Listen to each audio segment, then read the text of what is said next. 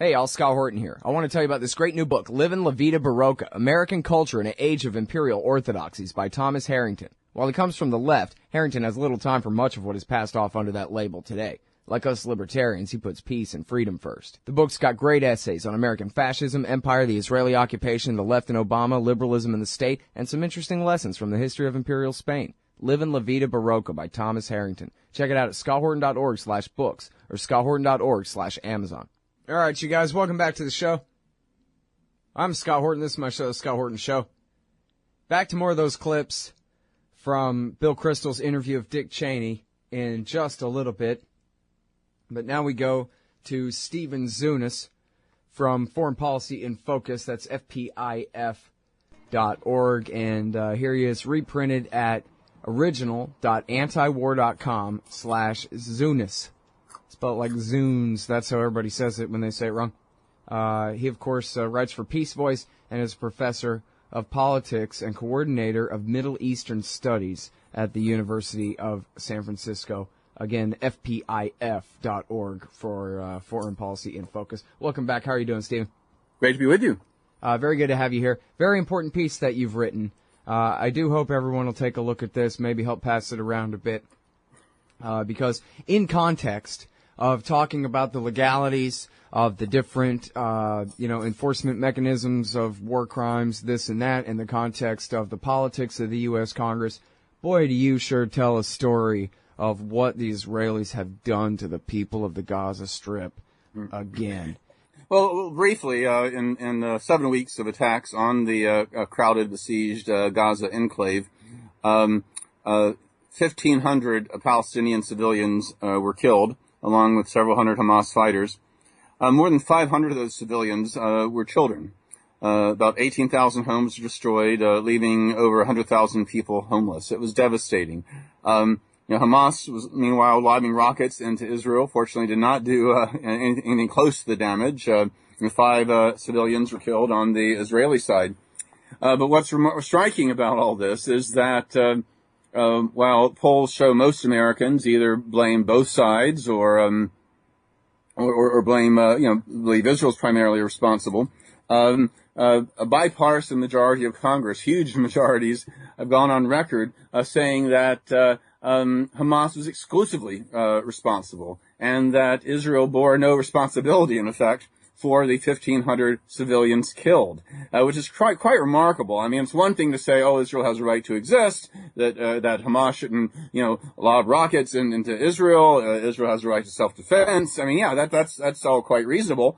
But to deny well-documented war crimes, to make statements as both parties did, that directly contradict findings by Amnesty International, Human Rights Watch, even Israeli human rights groups like B'Tselem, that documented apparent war crimes by the Israelis, to contradict findings by United Nations officials on the ground, by international journalists, for these guys in their air-conditioned offices in Washington, D.C. to say, oh, you guys don't know what you're talking about. We know what's going on in Gaza, and you should believe us, not what these, human rights groups say. The same human rights groups, of course, they quickly quote when they're talking about repression in Syria or repression in Iran, or repression in governments we don't like. But when it comes to criticizing a strategic ally of the United States, suddenly they're biased, suddenly you can't believe them, they're ignored, and the Congress will go out of their way to try to discredit them.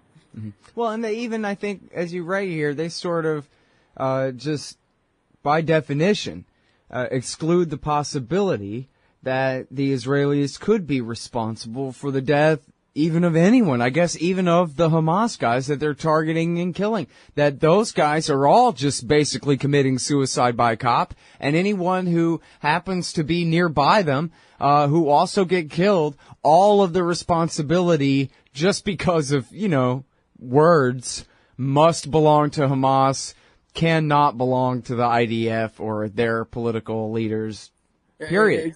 Exactly. Yeah. For one thing, Hamas, the armed wing has engaged in acts of terrorism. Obviously, shooting random rockets in the civilian areas in Israel is illegal. It's a war crime. But basically, Israel said if you are any member of Hamas government, if you're in if you work for a Hamas-run medical clinic, if you're, the Hamas-run post office, you are a terrorist by definition, and you are a legitimate target, and so is everybody in your apartment block. And literally, this is how they've been trying to rationalize it. And then they say, oh, it's not Israel's fault, because Hamas is using human shields. Well, human shields are defined as when you are holding, civilians against their will as some kind of deterrent.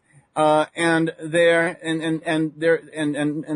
preliminary investigations by Human Rights Watch, by Amnesty International, by international journalists, have found no evidence that Hamas did this. Now, they have criticized Hamas, for storing weapons in unoccupied, UN school buildings, but that does not justify Israel attacking 6 UN school buildings that had refugees inside, killing scores of innocent people after the UN specifically told the Israelis that these had refugees in them, that there was no Hamas military activity anywhere close, and even gave the coordinates of the specific schools, and they still attack them.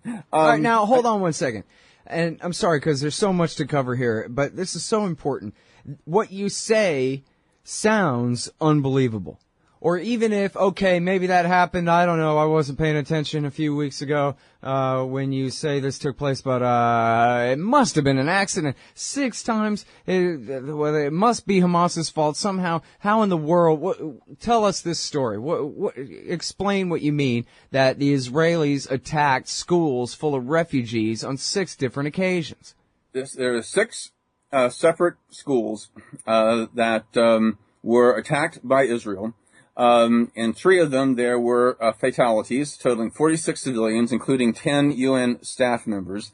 The United Nations Relief and Works Agency, which runs the schools, had notified the Israelis of their exact locations, the absence of any Hamas military equipment or activity, and even gave the coordinates of where they were, saying that we got a lot of civilians here, because basically the congressional resolution saying, oh, Israel doesn't have any responsibility for the civilian deaths because they told Israel to leave areas that they were bombing. Well, a lot of civilians did leave these areas, and where do they seek refuge? In these schools. And what happens? They get bombed anyway.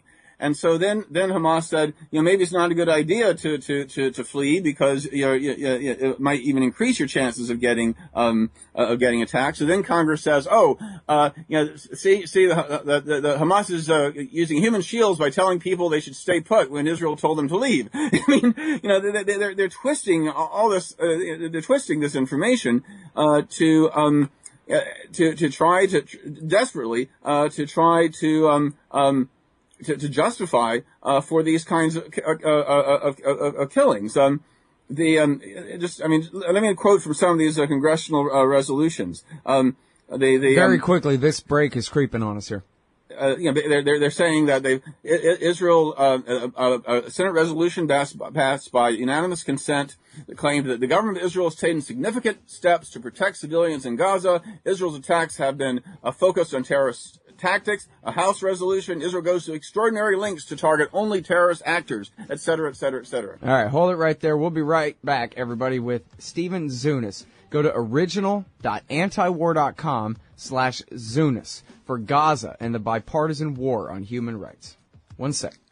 Hey, Al, Scott Horton here. It's always safe to say that one should keep at least some of your savings in precious metals as a hedge against inflation. And if this economy ever does heat back up and the banks start expanding credit, rising prices could make metals a very profitable bet. Since 1977, Robertson Roberts Brokerage Inc. has been helping people buy and sell gold, silver, platinum, and palladium, and they do it well. They're fast, reliable, and trusted for more than 35 years. And they take Bitcoin. Call Robertson Roberts at 1-800-874-9760 or stop by rrbi.co. All right, y'all, welcome back. I'm Scott Horton. I'm talking with Stephen Zunes. And he wrote this great article for Foreign Policy Focus we're running on antiwar.com. Gaza and the bipartisan war on human rights. And so we're talking about, and he's documenting with details here and citing his sources about the attacks on the UN schools as part of this story here. Congress saying, everything that happens there is all Hamas's fault, and the Israelis, again, by definition, couldn't possibly do anything wrong. But So I wonder, though, if you could elaborate on, and maybe this is asking you to speculate, and you don't have to, or you can identify speculation as such if you want, or however you want to answer, but I wonder what you think is the motivation of attacking a bunch of schools full of refugees, because after all, we live in an age of Twitter, and, you know, these guys, they may be the last ones to find out, but they found out by now that, you know, hey, you guys look really bad.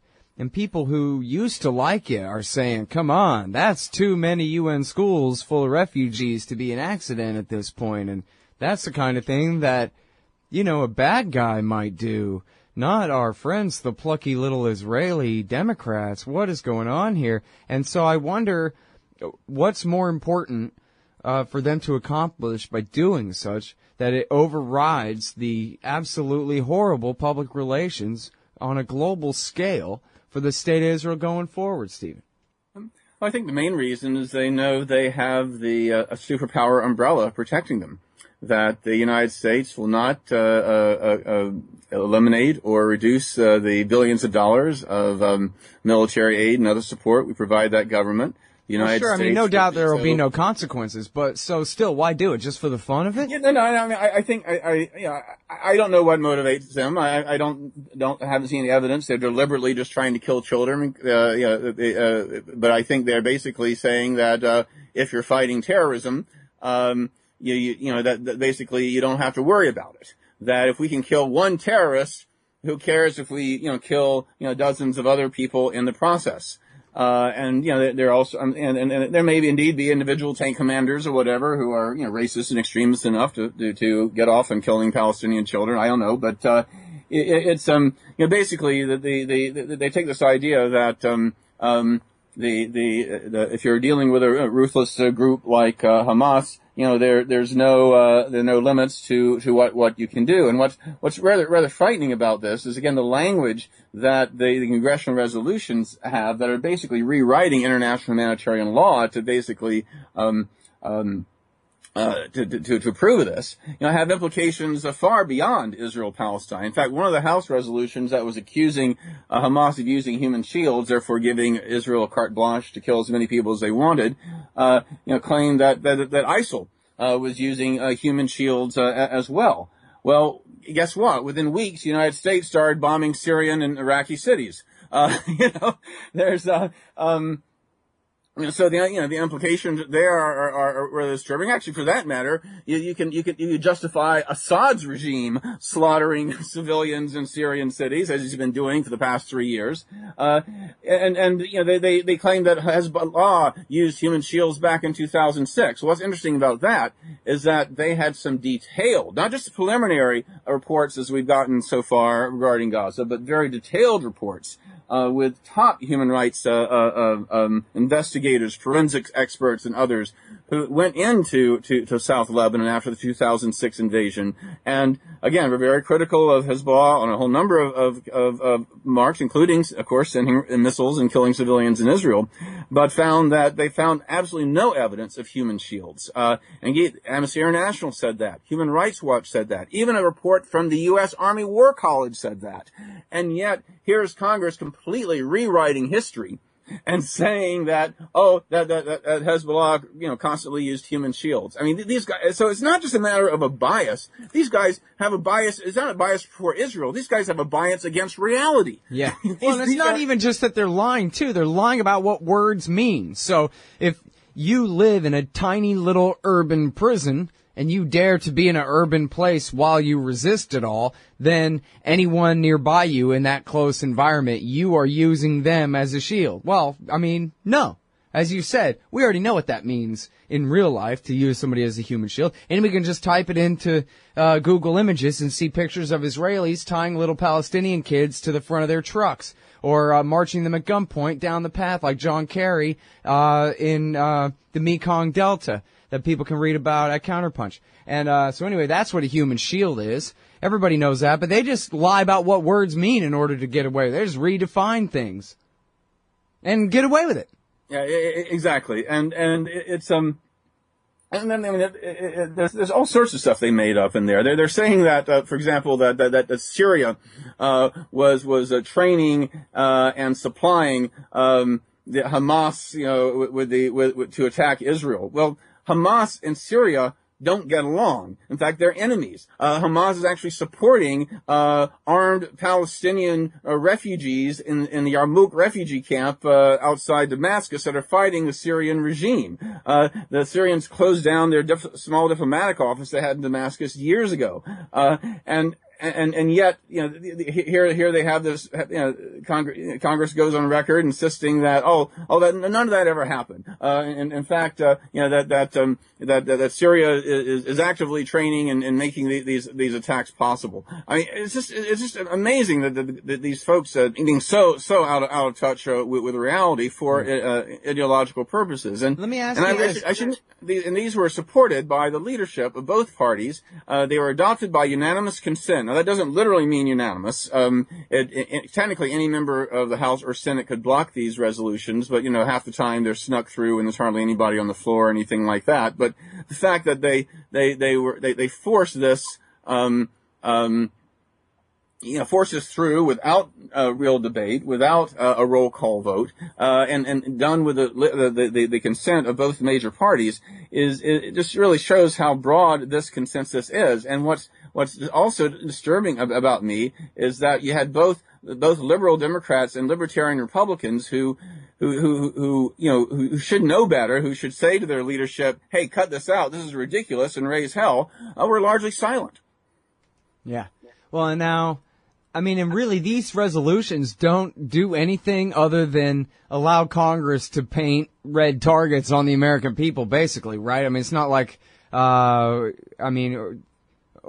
is there something more specific about these resolutions, or they're just sort of blanket endorsements of Israeli behavior and denial of facts? They're non-binding sense of Congress, kinds of things. But, so they don't accomplish anything other than to just make sure that, you're right. It's America behind this. Don't forget it. It makes Obama, who doesn't always act as a profile in courage in these sorts of matters. It makes it more difficult for the administration to speak out, even though there are some indications that they were actually fairly disturbed about what was going on. They just didn't do anything about it. And it also, makes, people in the Middle East, and Muslims around the world say, whoa, here we have virtually, the representatives of the people of the United States defending the killing of Arab and Muslim children. And that is not something that is going to make the United States look good, and is just the kind of excuse that you're going to have extremists and terrorists are going to use to end up attacking Americans. Right. Well, and it has been, at least officially, and I know not everyone agrees on this, but at least the official story was that Robert Kennedy was killed by a guy who was angry about his work to guarantee the sale of Air Force jets to the Israelis. That was his gripe, and we've been suffering blowback on that very same issue, maybe before, but certainly ever since then, including Mohammed Atta, who signed up to join Al-Qaeda after Operation Grapes of Wrath in southern Lebanon in 1996. And on it goes. But anyway, so now the music's playing, we gotta go, and I know you gotta go. But thank you very much for your time on the show, Stephen. Great to talk to you again. My pleasure. See ya. That's Stephen Zunes, everybody. Original.antiwar.com/Zunes. We'll be right back. The military-industrial complex. The disastrous rise of misplaced power. Hey, y'all, Scott Horton here. I'd like for you to read this book, The War State by Michael Swanson. America's always gone to war a lot, though in older times it would disarm for a bit between each one. But in World War II, the U.S. built a military and intelligence apparatus so large, it ended up reducing the former constitutional government to an almost ceremonial role and converting our economy into an engine of destruction. In The War State, Michael Swanson does a great job telling the sordid history of the rise of this national security state, relying on important first-hand source material, but writing for you and me. Find out how Presidents Truman, Eisenhower, and Kennedy all alternately empowered and fought to control this imperial beast, and how the USA has gotten to where it is today. Corrupt, bankrupt, soaked in blood, despised by the world. The War State by Michael Swanson. Available at Amazon.com and at Audible.com. Or just click the logo in the right-hand margin at ScottHorton.org. We should take nothing for granted. Hey, all, Scott here for Whole Food Multi-Complete at WholeFoodComplete.com. Whole Food Multi-Complete is an entire supplement program in one bottle containing 100% RDA of vitamins and minerals, plus live probiotics, digestive enzymes, antioxidant herbs, energy nutrients, and more. It's made in America using real foods and live probiotics. No chemical synthetics. It's soy-free, gluten-free, and independently tested and verified. They're so sure you'll love it, they're taking 20% off your first order with coupon code Scott Horton. Satisfaction is guaranteed at WholeFoodComplete.com. Why does the U.S. support the tortured dictatorship in Egypt? Because that's what Israel wants. Why can't America make peace with Iran? Because that's not what Israel wants. And why do we veto every attempt to shut down illegal settlements on the West Bank? Because it's what Israel wants. Seeing a pattern here? Sick of it yet? It's time to put America first. Support the Council for the National Interest at councilforthenationalinterest.org and push back against the Israel lobby and their sock puppets in Washington, D.C. That's councilforthenationalinterest.org.